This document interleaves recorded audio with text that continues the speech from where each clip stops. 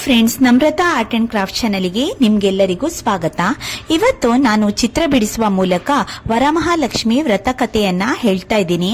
ಈ ವರಮಹಾಲಕ್ಷ್ಮಿ ವ್ರತದ ಪವಿತ್ರ ಕಥೆ ಸೌಭಾಗ್ಯ, ಐಶ್ವರ್ಯ, ಆರೋಗ್ಯ ಮತ್ತು ಕುಟುಂಬದ ಕ್ಷೇಮಕ್ಕಾಗಿ ಆಚರಿಸುವ ಈ ವ್ರತದ ಹಿಂದೆ ಇರುವ ಅರ್ಥಪೂರ್ಣ ಪುರಾಣ ಕಥೆ ಯಾವುದು, ತಾಯಿ ಲಕ್ಷ್ಮಿಯ ಕೃಪೆಯನ್ನು ಹೇಗೆ ಪಡೆಯಬಹುದು, ಇವೆಲ್ಲದರ ಬಗ್ಗೆ ಇಂದು ಕೇಳೋಣ. ಹಾಗಾದ್ರೆ ಈ ಶುಕ್ರವಾರದ ವಿಶೇಷ ವರಮಹಾಲಕ್ಷ್ಮಿ ವ್ರತದ ಪವಿತ್ರ ಕಥೆಯನ್ನು ಮನೆಯಲ್ಲಿ ಐಶ್ವರ್ಯ, ಸೌಭಾಗ್ಯ ಮತ್ತು ಶಾಂತಿ ತರಲು ಈ ವ್ರತ ಹೇಗೆ ಪ್ರಾರಂಭವಾಯಿತೆಂದು ತಿಳಿದುಕೊಳ್ಳೋಣ ಬನ್ನಿ. ಶ್ರೀ ವರಮಹಾಲಕ್ಷ್ಮಿ ವ್ರತದ ಕತೆ. ಸತ್ಯಲೋಕದ ಕಾಲವದು. ನೈಮಿಷಾರಣ್ಯದಲ್ಲಿ ಋಷಿಶ್ರೇಷ್ಠರೆಲ್ಲರೂ ಒಟ್ಟಾಗಿ ಸೇರಿದ ಸಂದರ್ಭದಲ್ಲಿ ಸೂತಕ ಮಹರ್ಷಿಯನ್ನು ಕುರಿತು ಎಲ್ಲಾ ಋಷಿಮುನಿಗಳು ತಮ್ಮ ಪ್ರಾರ್ಥನೆಯನ್ನು ಮುಂದಿಟ್ಟರು. ಪುರುಷೋತ್ತಮರೇ, ತ್ರಿಕಾಲಜ್ಞಾನಿಗಳಾದ ನೀವು ಲೋಕದ ಸುಖ ಸೌಭಾಗ್ಯಕ್ಕಾಗಿ ಉತ್ತಮವಾದ ಯಾವುದಾದರೂ ಒಂದು ವ್ರತವಿದ್ದರೆ ಅದನ್ನು ತಿಳಿಸಿ, ನಮ್ಮನ್ನು ಅನುಗ್ರಹಿಸುವಂತಾಗಲಿ ಎಂದು ಭಿನ್ನವಿಸಿಕೊಂಡರು. ಹಸನ್ಮುಖಿಗಳಾದ ಸೂತಕ ಮುನಿಗಳು ಎಲ್ಲರನ್ನುದ್ದೇಶಿಸಿ, ಖಂಡಿತವಾಗಿಯೂ ಅಂತಹ ಒಂದು ವ್ರತವಿದೆ, ಇದರ ವೃತ್ತಾಂತವನ್ನ ಹೇಳುತ್ತೇನೆ ಕೇಳಿ ಎಂದು ತಿಳಿಸಿದರು. ಪ್ರಪಂಚದಲ್ಲಿ ಭಕ್ತಿಯಿಂದ ದೇವರನ್ನು ಪೂಜಿಸುವವರಿಗೆ ಅವರ ಇಷ್ಟಾರ್ಥಗಳನ್ನು ನೀಡುವ ಒಂದು ಅದ್ಭುತವಾದ ವ್ರತವುಂಟು. ಅದರ ಅನುಷ್ಠಾನವನ್ನು ತಿಳಿಸುತ್ತಿದ್ದೇನೆ. ಯಾರು ಶ್ರದ್ಧಾ ಭಕ್ತಿಯಿಂದ ಈ ವ್ರತವನ್ನು ಮಾಡುತ್ತಾರೋ ಅವರ ಸಮಸ್ತ ಕಾಮನೆಗಳು ಪೂರ್ಣಗೊಳ್ಳುತ್ತವೆ. ಇದಕ್ಕೆ ಸಂಬಂಧಿಸಿದಂತೆ ಶಿವ ಪಾರ್ವತಿಯರ ಒಂದು ವ್ರತ ಕಥೆಯನ್ನು ತಿಳಿಸುತ್ತೇನೆ ಕೇಳಿ ಎಂದರು. ಕೈಲಾಸ ಪರ್ವತದಲ್ಲಿ ಶಿವ ಪಾರ್ವತಿಯರು ಕುಳಿತಿರುವಾಗ ಪಾರ್ವತಿಯು ಶಿವನನ್ನು ಕುರಿತು, ಪತಿಶ್ರೇಷ್ಠನೇ, ಪ್ರಪಂಚದ ಜನರಿಗೆ ಸಕಲ ಸುಖ ಸೌಭಾಗ್ಯಗಳನ್ನು ಪಡೆಯಲು ಶ್ರೇಷ್ಠವಾದ ಯಾವುದಾದರೂ ವ್ರತವಿದೆಯೇ, ದಯವಿಟ್ಟು ತಿಳಿಸಿ ಎಂದು ಕೇಳಿಕೊಂಡಳು.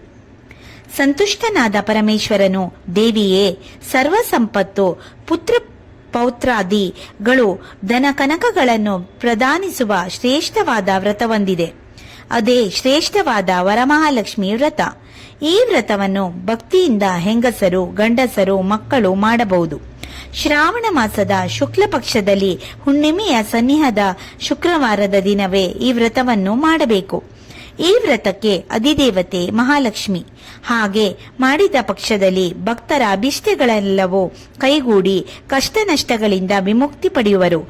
ಇದಕ್ಕೆ ಸಂಬಂಧಿಸಿದಂತೆ ಒಂದು ಕಥೆಯುಂಟು, ಅದನ್ನು ನಿನಗೆ ಹೇಳುವೆ ಕೇಳು ಎಂದು ಪಾರ್ವತೀ ದೇವಿಗೆ ಆ ಕಥೆಯನ್ನು ಹೇಳಲು ಸಿದ್ಧನಾದನು.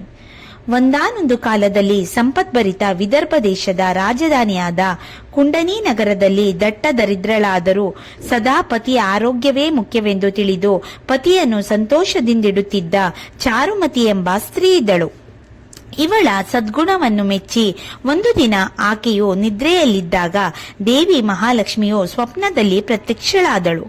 ಎಲೇ ಚಾರುಮತಿಯೇ, ನಿನ್ನ ಗುಣ ನಡತೆಗಳನ್ನು ಮೆಚ್ಚಿ ನಿನ್ನನ್ನು ಅನುಗ್ರಹಿಸಲು ನಾನೇ ಬಂದಿರುವೆ. ನಾನು ಹೇಳುವ ವಿಷಯಗಳನ್ನು ಗಮನವಿಟ್ಟು ಆಲಿಸು. ಇದರಿಂದ ನಿನ್ನ ಜೀವನದಲ್ಲಿ ಕಷ್ಟದ ದಿನಗಳು ನೀಗಿ ಸುಖ ಸಮೃದ್ಧಿಯನ್ನು ಹೊಂದುವೆ. ಇದೇ ಮುಂದೆ ಬರುವ ಶ್ರಾವಣ ಮಾಸದ 2ನೇ ಶುಕ್ರವಾರದ ಪ್ರದೋಷದ ಕಾಲಕ್ಕೆ ಸರಿಯಾಗಿ ನನ್ನ ಈ ಪೂಜೆಯನ್ನು ಮಾಡಿದರೆ ಸಕಲ ಭೋಗ ಭಾಗ್ಯಗಳನ್ನು ಪಡೆಯುವೆ. ಆದರೆ ವ್ರತದ ಬಗ್ಗೆ ನಂಬಿಕೆ, ಭಕ್ತಿ ಬಹಳ ಮುಖ್ಯ. ಈ ವ್ರತವನ್ನು ಯಾರು ಬೇಕಾದರೂ ಮಾಡಬಹುದು. ಈ ಲೋಕದಲ್ಲಿ ಯಾರು ನನ್ನನ್ನು ಭಕ್ತಿಯಿಂದ ಪೂಜಿಸುವರೋ ಅವರು ಸಕಲ ಸೌಭಾಗ್ಯಗಳನ್ನು ಪಡೆಯುವರು. ಅವರೇ ಸರ್ವೋತ್ತಮರು. ನೀನು ಈ ವ್ರತವನ್ನು ಮಾಡಿ ನಿನ್ನ ಕಷ್ಟಗಳನ್ನು ನೀಗಿಸಿಕೊ ಎಂದು ಹೇಳಿದ ದೇವಿ ಮಹಾಲಕ್ಷ್ಮಿಯು ಕಣ್ಮರೆಯಾದಳು. ನಿದ್ರೆಯಿಂದ ಎಚ್ಚರಗೊಂಡ ಚಾರುಮತಿಯು ತನ್ನ ಪರಿವಾರದವರಿಗೆ ದೇವಿ ಬಂದು ಅನುಗ್ರಹಿಸಿದ ವಿಷಯವನ್ನು ತಿಳಿಸಿದಳು. ಮುಂದೆ ಕಾಲ ಸರಿದಂತೆ ಶ್ರಾವಣ ಮಾಸದ 2ನೇ ಶುಕ್ರವಾರವೂ ಬಂತು. ಆ ದಿನ ಭಕ್ತಿ ಶ್ರದ್ಧೆಯಿಂದ ಚಾರುಮತಿಯು ವರಮಹಾಲಕ್ಷ್ಮಿ ವ್ರತವನ್ನು ಆಚರಿಸಿ ದೇವಿಯ ಕೃಪೆಯಿಂದ ಅಷ್ಟೈಶ್ವರ್ಯಗಳನ್ನು ಪಡೆದಳು. ಮುಂದೆ ಪುತ್ರ ಪೌತ್ರಾದಿಗಳನ್ನು ಪಡೆದು ಸುಖದಿಂದ ಜೀವನ ಸಾಗಿಸಿ ಬಡವರಿಗೆ ಅನ್ನದಾನ ಮಾಡಿ ಬಂಧು ಮಿತ್ರರ ಪ್ರೀತಿಯನ್ನು ಗಳಿಸಿ ಸುಖ ಸಂತೋಷದಿಂದ ಬಾಳಿ ಸ್ವರ್ಗ ಲೋಕವನ್ನು ಸೇರಿದಳು. ಯಾರು ಭಕ್ತಿಯಿಂದ ಈ ವ್ರತವನ್ನು ಆಚರಿಸುತ್ತಾರೋ ಅವರು ಪ್ರಾಪಂಚಿಕ ಸುಖ ಸೌಖ್ಯಗಳನ್ನು ಪಡೆಯುತ್ತಾರೆ ಎಂದು ಶಿವನು ಚಾರುಮತಿಯ ವೃತ್ತಾಂತವನ್ನು ಪಾರ್ವತೀ ದೇವಿಗೆ ಅರುಹಿದನು. ಆಗ ಪಾರ್ವತೀ ದೇವಿಯು ಶಿವನನ್ನು ಕುರಿತು ವ್ರತದ ಪೂಜಾ ವಿಧಿವಿಧಾನಗಳ ಬಗ್ಗೆ ಕೇಳುತ್ತಾಳೆ. ದೇವಿಯೇ, ಪುಣ್ಯಪ್ರದವಾದ ಈ ಶ್ರಾವಣ ಮಾಸದ 2ನೇ ಶುಕ್ರವಾರದಂದು ಸ್ತ್ರೀಯರಾಗಲಿ ಪುರುಷರಾಗಲಿ ಭಕ್ತಿಯಿಂದ ಬೆಳಗಿನ ನಿತ್ಯ ಕರ್ಮಾನುಸಾರಗಳನ್ನು ಮುಗಿಸಿ ಶುಭ್ರ ವಸ್ತ್ರವನ್ನು ಧರಿಸಬೇಕು. ಮನೆಯನ್ನು ಅಲಂಕೃತಗೊಳಿಸಿ ಶುದ್ಧ ಸ್ಥಳದಲ್ಲಿ ಮಂಟಪವನ್ನು ನಿರ್ಮಿಸಬೇಕು. ಅದರ ಮಧ್ಯ ಪಂಚವರ್ಣದಿಂದ ಅಷ್ಟದಳ ಪದ್ಮವನ್ನು ರಚಿಸಿ ಅದರ ಮಧ್ಯೆ ಮಾವಿನ ಚಿಗುರುಗಳಿಂದ ಕೂಡಿದ ಕಳಶವನ್ನಿಟ್ಟು ಪ್ರಾಣ ಪ್ರತಿಷ್ಠಾಪಿಸಿ ಶ್ರೀ ವರಮಹಾಲಕ್ಷ್ಮಿಯನ್ನು ಪೂಜಿಸಬೇಕು. ದೇವಿಯನ್ನು ಷೋಡಶೋಪಚಾರ ಪೂಜೆಯಿಂದ ತೃಪ್ತಿಪಡಿಸಿ ಯೋಗ್ಯನಾದ ಬ್ರಾಹ್ಮಣನಿಗೆ ಭೋಜನ ಮಾಡಿಸಿ ಯಥಾಶಕ್ತಿ ದಕ್ಷಿಣೆಯನ್ನು ನೀಡಿ ಈ ವ್ರತವನ್ನು ಭಕ್ತಿಯಿಂದ ಮಾಡಬೇಕು. ಆಗ ಅವರ ಸಕಲ ಕಾಮನೆಗಳು ಪೂರ್ಣಗೊಳ್ಳುತ್ತವೆ ಎಂದು ದೇವಿ ಪಾರ್ವತಿಗೆ ಪರಶಿವನು ವ್ರತದ ಬಗೆಗಿನ ವಿವರವನ್ನ ಸವಿವರವಾಗಿ ತಿಳಿಸಿದ. ಸೂತಕ ಮಹರ್ಷಿಗಳು ಋಷಿಮುನಿಗಳಿಗೆ ವ್ರತದ ಬಗೆಗಿನ ನಿಯಮಗಳನ್ನು ಹೇಳಿದ್ದಾಗ ಅವರೆಲ್ಲರೂ ಸಂತೋಷಭರಿತರಾದರು. ಇಂತಹ ಶ್ರೇಷ್ಠವಾದ ಪರಮ ಪವಿತ್ರವಾದ ವರಮಹಾಲಕ್ಷ್ಮಿ ವ್ರತವನ್ನು ಯಾರು ಮಾಡುತ್ತಾರೋ ಪಾಲ್ಗೊಳ್ಳುತ್ತಾರೋ ಅವರ ದಾರಿದ್ರ್ಯ ದುಃಖಗಳು ನಾಶವಾಗಿ ಅಷ್ಟೈಶ್ವರ್ಯ ಪುತ್ರ ಪೌತ್ರಾದಿಗಳನ್ನು ಪಡೆದು ಸಂತೋಷಪೂರ್ಣ ಜೀವನ ಪಡೆಯುತ್ತಾರೆ. ಈಗ ನಾನು ವರಮಹಾಲಕ್ಷ್ಮಿ ವ್ರತಕ್ಕೆ ಬೇಕಾಗಿರುವ ಪೂಜಾ ಸಾಮಗ್ರಿಗಳು ಯಾವುದು ಅಂತ ಹೇಳ್ತೀನಿ. ಅರಿಶಿಣ, ಕುಂಕುಮ, ಹೂವು, ಹಣ್ಣುಗಳು, ಎಲೆ ಅಡಿಕೆ, ಊದುಗಡ್ಡಿ, ಕರ್ಪೂರ, ಗಂಧ, ಅಕ್ಷತೆ, ಕೊಬ್ಬರಿ, ಕಳಸ ವಸ್ತ್ರ, ಅಮ್ಮನವರ ಪ್ರತಿಮೆ ಅಥವಾ ಭಾವಚಿತ್ರ, ಪಂಚಾಮೃತಕ್ಕೆ ಹಸುವಿನ ಹಾಲು, ಮೊಸರು, ತುಪ್ಪ, ಜೇನುತುಪ್ಪ, ಸಕ್ಕರೆ, ದೀಪಗಳು, ದೀಪದೆಣ್ಣೆ ಮತ್ತು ತುಪ್ಪ ಇವು ಮುಖ್ಯವಾಗಿ ಬೇಕು. ಇನ್ನು ವಸ್ತ್ರಗಳು ಹೊಸ ಸೀರೆ, ರವಿಕೆ, ಕಣ ಅಮ್ಮನವರಿಗೆ ಸಮರ್ಪಣೆ ಮಾಡಿ ನಂತರ ಕಟ್ಟಿಕೊಳ್ಳಬೇಕು. ಮಾಂಗಲ್ಯ ಅರಿಶಿಣದ ದಾರದಲ್ಲಿ ಅರಿಶಿಣದ ಕೊಂಬನ್ನು ಕಟ್ಟಿರಬೇಕು. ಪೂಜೆಯ ಸಮಯದಲ್ಲಿ ದೇವಿಗೆ ಹಾಕಬಹುದು. ಆಭರಣಗಳಿದ್ದರೆ ದೇವಿಗೆ ಧರಿಸಬಹುದು. ಮಹಾನೈವೇದ್ಯ ತುಪ್ಪದಲ್ಲಿ ಮಾಡಿರುವಂತಹ 9 ವಿಧದ ತಿಂಡಿಗಳು ಸಾಧ್ಯವಾಗದಿದ್ದರೆ ಯಥಾಶಕ್ತಿ ನೈವೇದ್ಯ ಇಡಬೇಕು.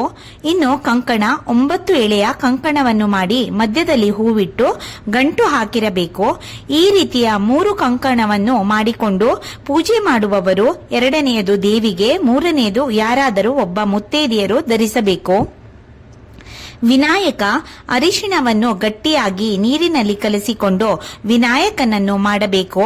ಪೂಜಾ ಸಮಯದಲ್ಲಿ ಕಳಸದ ಬಲಭಾಗದಲ್ಲಿ ಇಟ್ಟು ಪೂಜಿಸಬೇಕು. ಕಳಸದ ಸಾಮಗ್ರಿಗಳು ಮಾವಿನ ಎಲೆ, ಹೊಸ ಅಕ್ಕಿ, ತೆಂಗಿನಕಾಯಿ, ರವಿಕೆ ಕಣ, ತಟ್ಟೆ, ಉದ್ದರಣೆ, ಪಂಚಾಮೃತ ಪಾತ್ರೆಗಳು ಇತರೆ ಪೂಜಾ ಸಾಮಗ್ರಿಗಳು ನಮಗೆ ಬೇಕಾಗುತ್ತೆ. ಈಗ ಮುಖ್ಯ ಸೂಚನೆಗಳು. ಸಕಲ ವಿಘ್ನಗಳನ್ನು ನಿವಾರಿಸುವ ಮಹಾಗಣಪತಿಯ ಪೂಜೆಯನ್ನು ಮಾಡಿ ಈ ವ್ರತವನ್ನು ಆರಂಭಿಸಬೇಕು. ಶ್ರೀ ವರಮಹಾಲಕ್ಷ್ಮಿಯನ್ನು ಕಳಸ ಮುಖೇನ ಪ್ರತಿಷ್ಠಾಪಿಸಿ ಅದಕ್ಕೆ 9 ಎಳೆಯ ಕಂಕಣದ ದಾರವನ್ನು ಪೂಜೆ ಮಾಡುವವರು ಬಲಗೈಗೆ ಕಟ್ಟಿಕೊಳ್ಳಬೇಕು. ಪೂಜಾ ಸಮಯದಲ್ಲಿ ಶ್ರೀಲಕ್ಷ್ಮಿ ಅಷ್ಟೋತ್ತರ ಶತಮಾನವಳಿಯನ್ನು ಪಠಿಸಬೇಕು. 9 ತರಹದ ನೈವೇದ್ಯ ಸಿಹಿ ತಿಂಡಿಗಳನ್ನು ಅರ್ಪಿಸಬೇಕು. ಪೂಜೆಯ ಕೊನೆಯಲ್ಲಿ ಮುತ್ತೈದೆಯರಿಗೆ ಅರಿಶಿಣ, ಕುಂಕುಮ, ತಾಂಬೂಲವನ್ನು ನೀಡಿ ಆಶೀರ್ವಾದ ಪಡೆಯಬೇಕು. ಈ ವ್ರತವನ್ನು ಏಕಾಗ್ರತೆ ಹಾಗೂ ಶಾಂತ ಮನಸ್ಸಿನಿಂದ ಮಾಡಬೇಕು.